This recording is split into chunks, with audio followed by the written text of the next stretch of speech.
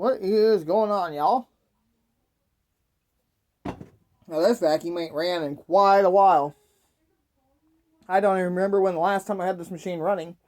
I think this one here is from like 2006 or 2007. I'm not sure.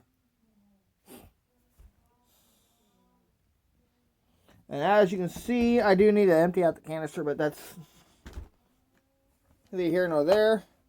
I'm gonna have it sitting like that so you can see it.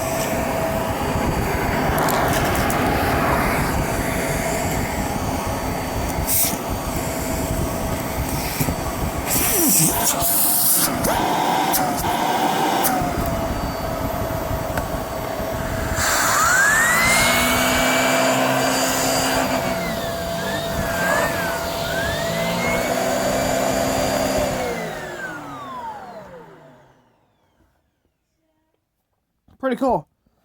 Not too bad for something that ain't ran for a while. Alright, you guys. Thanks for watching. Drop a like, comment down below. Subscribe for more. I'm your host, Captain Amco, saying thanks for watching. I'll see you next time. And before I go, I always want to remind you that Jesus loves you and have a great night, everybody.